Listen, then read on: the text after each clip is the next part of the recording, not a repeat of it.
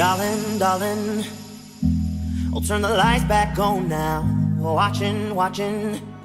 The paradox of innovation is this. CEOs often complain about the lack of innovation, while the workers often say that leaders are hostile to new ideas. That's true about several businesses and industries, but I've been thinking a lot about innovation and the lack of innovation in the mortgage space. On one hand, there's a ton of innovation, but it's centered around technology, typically on the fulfillment side of things, basically approving and closing a loan faster, which is sorely needed in the mortgage space, but we do have a severe lack of innovation regarding mortgage products. I mean, we do have the good old 30-year fixed loan, which I'm pretty sure Jesus himself created, and then we get really crazy with the 15-year fix, and then innovation explodes with mortgage ARM loans. I kid, of course, but I watched an old interview this week with Steve Jobs where he talks about lack of innovation and the ultimate result of lack of innovation. It's an old fuzzy interview, but it's really, really good and it's applicable today.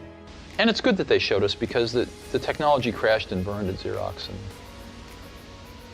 And they used to call the, what's that? No, I was just... Why? Yeah, why? Oh, I actually thought a lot about that, and I learned more about that with John Scully later on, and I think I understand it now pretty well. What happens is, like with John Scully, John came from PepsiCo, and they at most would change their product, once every 10 years. I mean, to them, a new product was like a new size bottle, right?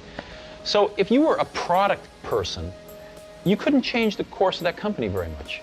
So who influenced the success of PepsiCo? The sales and marketing people.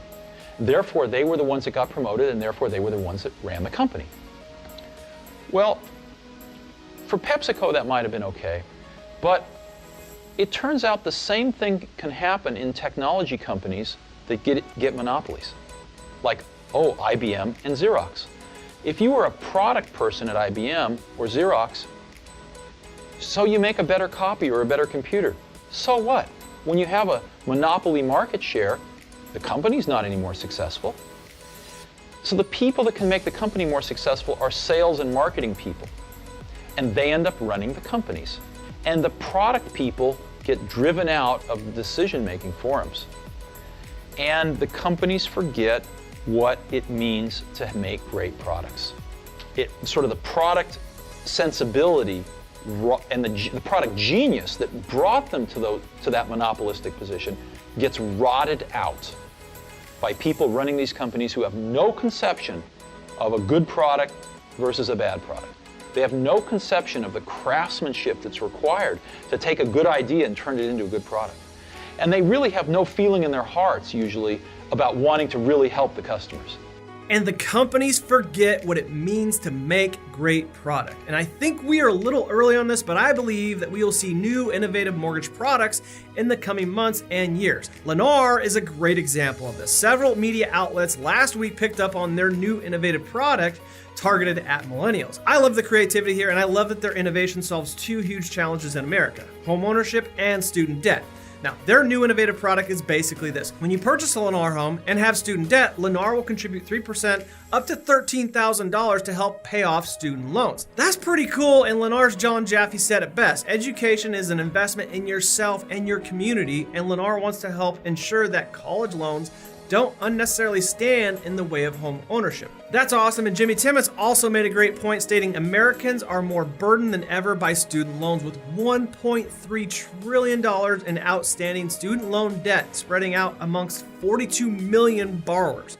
Particularly with millennial buyers, people who want to buy a home on their own are not feeling as though they can move forward. Our program is designed to relieve some of that burden and remove that barrier to owning a home. Now, Steve Jobs may have been talking about like physical products at Apple, IBM, Xerox, and Pepsi Cola, but his words and wisdom apply to financial products as well. Innovation has touched and is thriving in the technology and fulfillment world, but it hasn't touched the financial product world yet. However, it's about to, and kudos to Lennar for thinking outside the box here and for coming up with a new innovative financial product. We need to see more of that, and I honestly think that we will. I think we'll even see new innovative financial products that aren't necessarily QM or Fannie or Freddie traditional style products. It's gonna be pretty cool. What do you guys think about all this? Let us know down below, and I'll leave you with Steve Jobs and the very, very best part of the interview. And the companies forget what it means to make great products. Sort of the product sensibility and the product genius that brought them to that monopolistic position gets rotted out. Used to have it all, but now's our curtain call. So hold for the applause. Oh, oh, oh, oh.